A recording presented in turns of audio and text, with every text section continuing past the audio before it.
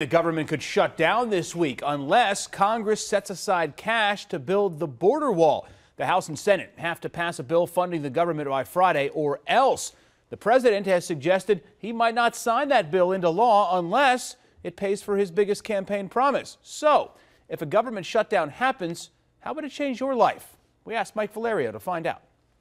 It's a movie we've all seen before, Deadlock in D.C., leaving the rest of us to deal with it. Saw the movie in the 90s, and it was a bad B-rated movie. So, straight to the point, who's affected the most if the government shuts down? The answer, federal workers, 800,000 of them without paychecks. I mean, anytime someone messes with your paycheck, that's a nightmare for the person it's happening to. Virginia Congressman Don Beyer told us he wants to guarantee that back pay if the government does in fact shut down. For so many federal employees, they eventually got paid, but in the short run, they had trouble buying groceries and making house payments and car payments. So, for those of us who don't work for the government, here are some of the top impacts. Passport and visa applications will be delayed. Mortgage applications won't be processed. And that also goes for gun permits. National parks will be closed, and the FDA will stop inspections that keep our food supply safe. The good news for D.C.,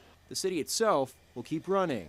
The metro will operate and trash will be picked up, a contrast from the past when the city simply stopped. It was scary. It was really scary. I want to say it was silly, but it was too scary to use that word properly. Services essential to the country will go on, like Border Patrol, air traffic control, Social Security benefits, along with Medicare and Medicaid programs.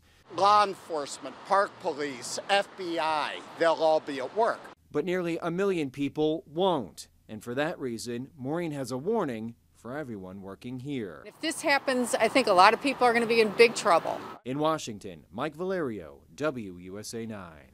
So again, the showdown centers around funding for that border wall. Well, late tonight, we got reports that the president might be backing off that demand. He told some conservative reporters tonight he'd be willing to hold off on funding the wall until September.